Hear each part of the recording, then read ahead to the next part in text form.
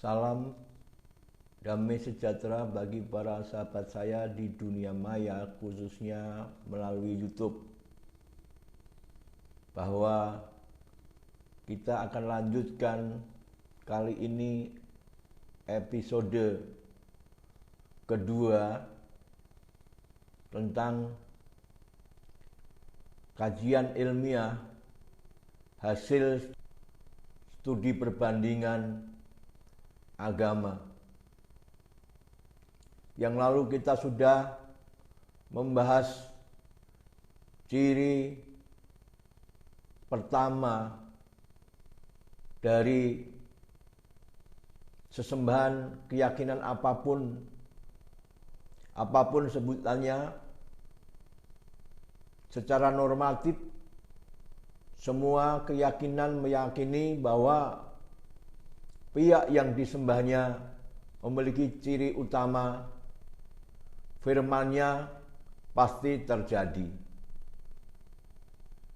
Dan kita akan melanjutkan ciri kedua, ciri umum juga, keyakinan dari pihak manapun juga mempunyai kesamaan ciri yang kedua ini, yakni yang disembahnya pasti Maha tahu atau Maha mengetahui segala sesuatu. Nah, bicara kajian ilmiah secara sederhana tidak terlalu sulit. Bahkan barangkali anak-anak sekolah dasar pun bisa mendapat gambaran dari ilustrasi sederhana tentang kajian ilmiah. Contohnya dua ilustrasi bahwa ikan asli pasti bisa berenang, burung asli pasti bisa terbang. Tidak terlalu sulit, bukan, para sahabat? Demikian juga untuk mengenali entah sebutan kepada yang disembah dengan menyebut dewa, Tuhan, atau Allah. Tetapi ciri utama ini diyakini bagian dari kapasitas pihak yang disembahnya pasti Maha mengetahui. Nah, untuk itulah kita akan melakukan studi banding tentang kesamaan pandangan bahwa dewa atau Tuhan atau Allah yang disembah pihak manapun pasti Maha tahu. Dan akan saya bacakan yang pertama dari kebenaran dalam Alkitab tentang adanya kebenaran tentang Allah dalam Alkitab dinyatakan secara tertulis atau deskriptif atau de jure bahwa Allah Maha mengetahui. Dari kitab 1 Samuel pasal 2 ayat yang ketiga. Janganlah kamu selalu berkata sombong. Janganlah caci maki keluar dari mulutmu. Karena Tuhan itu Allah yang Maha tahu dan oleh Dia perbuatan-perbuatan diuji. Nah, para sahabatku, pembacaan dari kitab Nas Samuel ini menyatakan bahwa Allah itu Maha tahu. Nah, jadi jelas sekali secara tertulis atau deskriptif atau de jure Alkitab menyatakan Allah Maha tahu. Tetapi kalau standar normatif tertulis atau de jure atau deskriptif, sahabat kita pun yang lain juga dalam kitab sucinya menyatakan bahwa Allah yang disembahnya juga Maha Tahu. Saya akan bacakan dari kitab suci sahabat sebelah bahwa Allah yang disembahnya memiliki kebenaran tertulis bahwa Allah Maha Tahu. Dari Al-Baqarah 29. Demikian bunyinya dalam terjemahan bahasa Indonesia. Dialah Allah yang menjadikan segala yang ada di bumi untuk kamu, dan Dia berkehendak menciptakan langit, lalu dijadikannya 7 langit, dan Dia Maha mengetahui segala sesuatu. Jelas bahwa sahabat sebelah kitab sucinya mengatakan bahwa Allah yang disembahnya Maha mengetahui segala sesuatu. Nah, bahkan bisa dibandingkan ayat-ayat yang lain yang memang pada intinya sama dari beberapa surah. Misalnya Al-Hajj 63 juga menyatakan Allah Maha mengetahui. Berikutnya lagi adalah surah Al-Hijr 25 dan ayat 26 juga menggarisbawahi bahwa Allah Maha tahu. Selain itu ada surah lain juga, yaitu Al-Mu'min atau Ghafir ayat 2 menyatakan Allah Maha tahu. Dan yang berikut dari surah Al-Hadid 3 menyatakan juga Allah Maha tahu. Justru sahabat sebelah ayatnya dari beberapa surah sangat variatif, menyatakan bahwa Allah Maha tahu secara tertulis atau deskriptif atau de jure. Nah, tapi kembali yang sudah pernah disinggung pada episode ke-1, karena kajian ilmiah, maka tidak cukup hanya terdiri dari data atau de jure, tapi harus diikuti oleh fakta-fakta yang menyertai dari data deskriptif atau tertulis atau de jure itu. Dunia hukum mengetahui tentang apa de jure dan apa de facto. Tidak boleh tidak berimbang. Nah, untuk itu kita akan melacak, meyakinkan bagi para sahabat yang beriman kepada Yesus, supaya bisa memastikan bagaimana apa yang kita yakini, yakni Allah yang kita sembah, memang bukan hanya terdiri dari kebenaran de jure atau kebenaran deskriptif atau kebenaran tertulis, atau barangkali bahasa yang lesan adalah sekedar pengakuan. Seringkali dalam diskusi-diskusi di tempat yang berbeda, dalam kesempatan yang lain, sahabat sebelah mendesak apa pengakuan dari Yesus bahwa Dia sebagai Allah. Dan dalam diskusi itu saya jawab, kalau pengakuan itu standar yang paling unggul terdiri dari pengakuan, saya kira justru seperti tadi, ikan asli tidak perlu mengaku, tapi dia menunjukkan bisa berenang sudah menyatakan bahwa dia ikan asli. Burung tidak perlu mengaku bahwa dia burung asli, tapi dengan dia berterbang ke sana kemari menunjukkan bahwa burung itu asli. Demikian juga Allah dalam Alkitab Tidak cukup hanya pengakuan, sekalipun banyak pengakuan juga secara tertulis.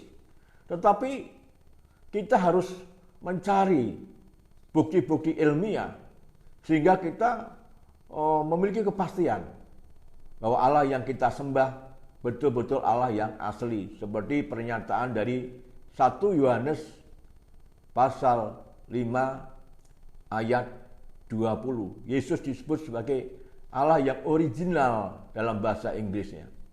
Nah, untuk itu mari kita lihat ke dalam diri sendiri, ada internal kita, intern kita. Karena apa?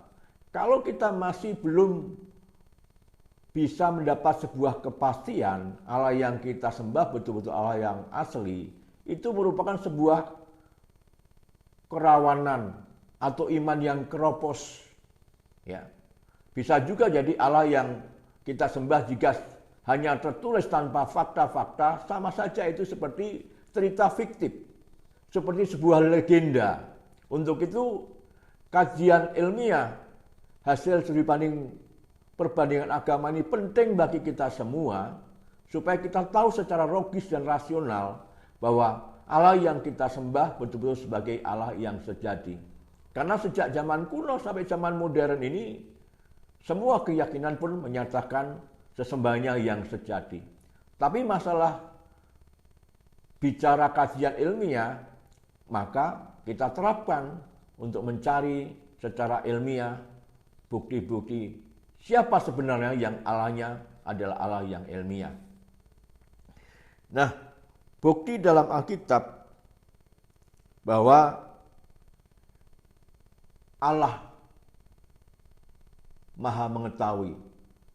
Kita akan kasih contoh yang terbatas, karena nanti kita akan membahas subbagian dari Allah Maha mengetahui segala sesuatu, yakni mengetahui dosa atau perbuatan dosa, serta mengetahui isi hati. Dan kita akan lacak tentang sub pokok bahasan ini. Bukti Allahnya Abraham, bahwa Allah Abraham Maha mengetahui.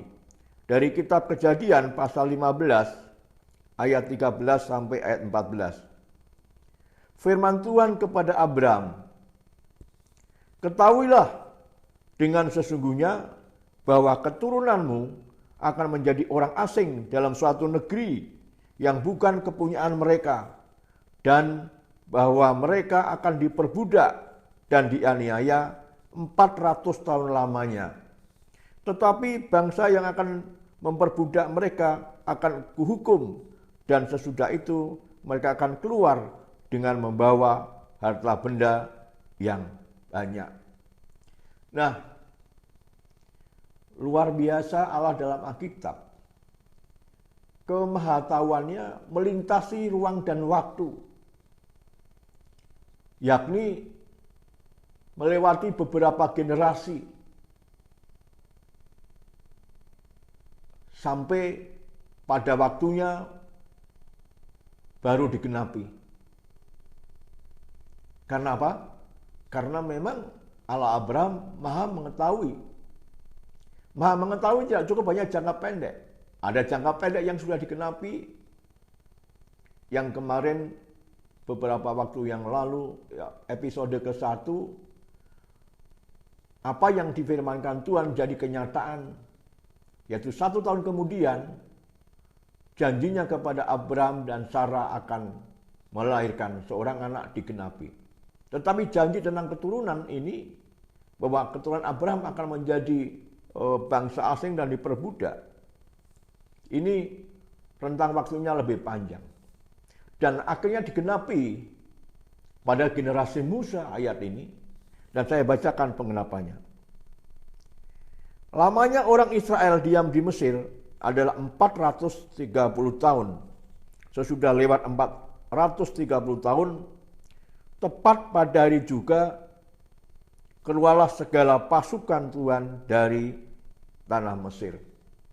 Dan ayat yang lain juga membawa harta yang benda yang banyak, karena orang Mesir dibuat Allah bermurah hati sehingga apapun yang dimintakan pada malam yang terakhir itu, tulah yang ke-10 itu, semua diberikan.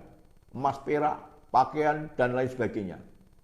Jadi jelas Allah Abraham adalah Allah yang maha mengetahui.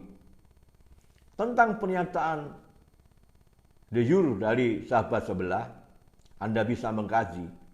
Tetapi subjektif saya yang saya sudah melakukan penelaahan, janji itu belum terbukti sampai hari ini. Bagaimana secara real dan ilmiah bentuk kemahatauannya. Nah,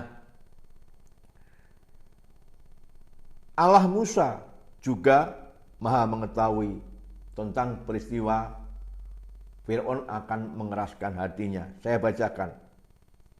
Keluaran pasal 3 ayat 19. Tetapi aku tahu bahwa Raja Mesir tidak akan membiarkan kamu pergi kecuali dipaksa oleh tangan yang kuat.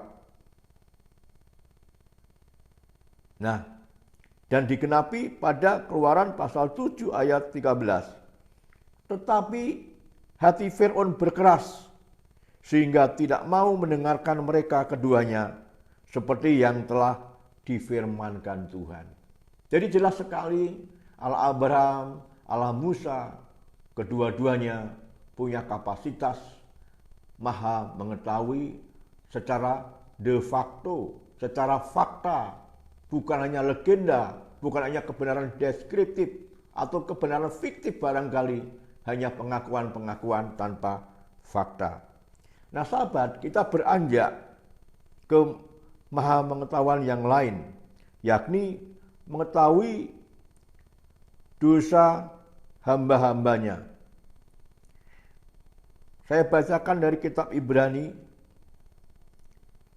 dari pasal 4 ayat 13. Dan tidak ada suatu makhluk pun yang tersembunyi di hadapannya, sebab segala sesuatu telanjang dan terbuka di depan mata Dia yang kepadanya kita harus memberikan pertanggungan jawab. Pernyataan Paulus ini adalah pernyataan sebagai tanda bahwa Allah maha mengetahui. Dan Paulus bukan omong kosong. Paulus punya pengalaman secara empiris tatkala dia menjadi seorang penganiaya yang memusuhi orang Kristen, dan akhirnya Tuhan menemui dia secara pribadi berbicara dari atas langit. Jadi Alkitab selalu bicara keseimbangan data dan fakta, de jure dan de facto. Kebenaran firman Tuhannya selalu menjadi sebuah kenyataan. Janji selalu bicara dengan bukti. Nah untuk itu betapa luar biasanya.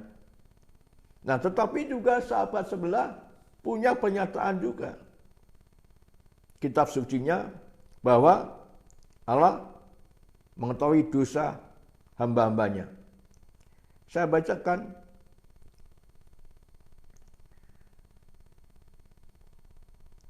dari Al-Furqan ayat 58. Dan bertawakalah kepada Allah yang hidup, kekal, yang tidak mati, dan bertapislah dengan memujinya, dan cukuplah Dia maha mengetahui dosa-dosa hamba-hambanya. Nah, jadi dari kitab suci sahabat sebelah juga terdapat bukti tertulis Allahnya mengetahui dosa-dosa hambanya.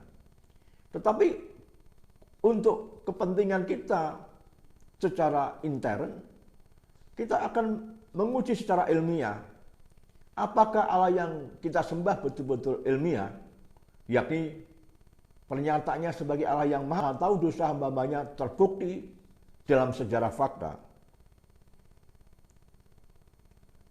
Allah Adam terkait dengan Kain dan Habil. Kejadian pasal 4 ayat 5 dan 6. Tetapi Kain dan kurban persembahannya tidak diindahkannya. Lalu hati Kain menjadi sangat panas dan mukanya muram. Firman Tuhan kepada Kain, mengapa hatimu panas dan mukamu muram? Jelas sekali tatkala hatinya Kain panas dan mukanya muram, Allah Maha Tahu. Dan langsung mengatakan tentang kemahatauan Allah kepada dirinya secara privat. Demikian juga Allah perjanjian baru, yaitu Tuhan Yesus Kristus yang disebut sebagai Allah Orisinil. Yohanes pasal 4 ayat 16 sampai ayat 18. Kata Yesus kepadanya, "Pergilah, panggillah suamimu dan datang ke sini." Kata perempuan itu, "Aku tidak mempunyai suami." Kata Yesus kepadanya, "Tepat katamu bahwa engkau tidak mempunyai suami, sebab engkau sudah mempunyai 5 suami, dan yang ada sekarang padamu bukanlah suamimu. Dan hal ini engkau berkata benar." Yohanes 4 ayat 16 sampai ayat 18. Jadi lagi-lagi kita ditunjukkan bahwa Allah kita adalah Allah janji seimbang dengan bukti, firman seimbang dengan kenyataan, data seimbang dengan fakta, de jure seimbang dengan de facto. Jadi jelas Alkitab bukan legenda, bukan cerita fiktif, tetapi merupakan sejarah bagaimana hakikat Allah yang sejati itu bukan hanya sekedar pengakuan-pengakuan, tapi dibuktikan dalam sebuah fakta. Ikan asli bisa berenang, burung asli bisa terbang. Yang ketiga, bahwa Allah mengetahui segala isi hati. Bukti Alkitab secara tertulis dari kitab Yohanes pasal 2 ayat 25. Saya bacakan. "Dan karena tidak perlu seorang pun memberi kesaksian kepadanya tentang manusia, sebab ia tahu apa yang ada di dalam hati manusia." Yesus dinyatakan bahwa dia Maha Tahu. Kenapa dia Maha Tahu? Karena memang dia Allah sejati. Nah, tetapi sebaliknya juga sahabat sebelah dari surah Luqman 23 menyatakan secara deskriptif atau tertulis atau de sama, yaitu bahwa yang disembahnya adalah Maha mengetahui isi hati. "Dan barang siapa kafir, maka kekafirannya itu janganlah menyedihkanmu. Hanya kepada kamilah mereka kembali, lalu kami beritakan kepada mereka apa yang telah mereka kerjakan. Sesungguhnya Allah Maha mengetahui segala isi hati." Hal ini bisa dihubungkan dengan surah At-Takabun 4 yang pada intinya sama. Allah yang disembah sahabat sebelah Maha mengetahui. Nah, masalahnya adalah topik kita mengenai kajian ilmiah. Nah, jadi kita mencari bukti-bukti. Nah, bagaimana dengan bukti Alkitab? Apakah bisa membuktikan? Ya, mari saya bacakan bukti Allah dalam Alkitab mengetahui isi hati. Yakni apa yang terjadi dengan Allah perjanjian baru dari Yohanes pasal 1 ayat 47 sampai ayat 48. Kata Filipus kepadanya, "Mari dan lihatlah." Yesus melihat Natanael datang kepadanya, lalu berkata tentang dia, "Lihat, inilah seorang Israel sejati, tidak ada kepalsuan di dalamnya." Kata Natanael kepadanya, "Bagaimana engkau mengenal aku?" Jawab Yesus kepadanya, "Sebelum Filipus memanggil engkau, aku telah melihat engkau di bawah pohon ara." Jadi Allah perjanjian baru, Yesus Kristus Maha mengetahui, termasuk mengetahui isi dosa manusia, tentang perempuan Samaria tadi. Demikian juga tahu tentang isi hati Natanael, bahwa Natanael adalah orang Israel sejati yang di dalam hatinya tidak ada kepalsuan. Jelas sekali bahwa Alkitab selalu menyatakan bahwa Allah yang maha mengetahui bukan sekedar legenda, bukan cerita fiktif, sekedar pengakuan. Kalau hanya pengakuan, maka yang kita lihat di berita-berita, di mass media, baik televisi maupun koran-koran, seringkali kita dengar para penipu, ya, para pendusta yang mengutamakan pengakuan. Tapi yang kita lihat adalah banyak orang juga yang tidak kritis. Orang yang terjebak dan menjadi korban penipuan adalah orang-orang yang mengutamakan pengakuan. Dia tidak menyeimbangkan antara pengakuan dengan fakta. Itulah yang pernah kita lihat, ada dukun palsu yang dikenal oleh banyak orang, Dimas Kanjeng, yang katanya bisa mencetak uang. Kenapa banyak korbannya? Para korban penipuan Dimas Kanjeng adalah karena lebih mengutamakan pengakuan daripada fakta. Untuk itu, sahabat, Anda bisa lacak secara pribadi dengan perbandingan kebenaran tadi dalam Alkitab dan kebenaran sahabat sebelah. Apa pengakuannya seimbang dengan fakta seperti apa yang ada dengan Allah kita di Alkitab, ataukah sekedar pengakuan? Pengakuannya maha mengetahui apa saja yang diramal dalam Alkitab. Karena apa? Dikatakan mengetahui segala sesuatu, tentunya ada rincian-rincian segala sesuatu itu apa. Kalau dinyatakan sebagai Allah yang mengetahui isi dosa manusia, kira-kira siapa yang pernah diramalnya secara fakta? Demikian juga tentang ramalan isi hati manusia. Nah, Allah dalam Alkitab mengapa maha mengetahui? Maha mengetahui itu para sahabat berhubungan erat dengan maha hadir, maha berada. Kalau sahabat ada di samping saya, maka sahabat bisa tahu perangkat apa yang saya gunakan untuk merekam video ini. Karena apa? Karena sahabat ada di dekat saya. Nah, Allah dalam Alkitab dari Kejadian sampai Wahyu maha mengetahui dan terbukti fakta-fakta karena memang dia maha berada, dia maha hadir. Jadi kalau ada Allah yang menyatakan dirinya maha tahu tetapi dia meramal, berarti memang secara esensi mutlak Allah semacam itu atau sesembahan semacam itu memang bukan punya kapasitas sebagai pribadi yang maha hadir dan maha berada.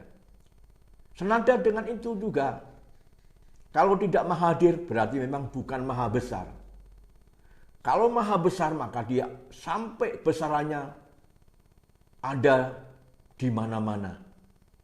Dan untuk itu, kalau ada Allah yang menyatakan maha mengetahui isi hati, mengetahui isi dosa manusia, tetapi tanpa fakta, non fakta, maka jelas itu merupakan sebagai pertanda Allah atau Tuhan yang tidak maha hadir dan tidak maha besar. Sekalipun pengakuan, karena seperti tadi adalah ikan asli bisa berenang, burung asli bisa terbang. Tidak perlu pengakuan.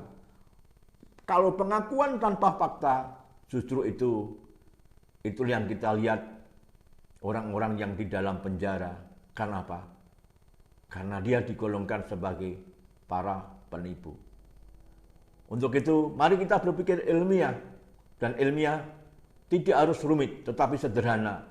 Seperti ilustrasi, ikan asli bisa berenang dan burung asli bisa terbang. Sampai episode berikutnya, Tuhan Yesus memberkati. Amin.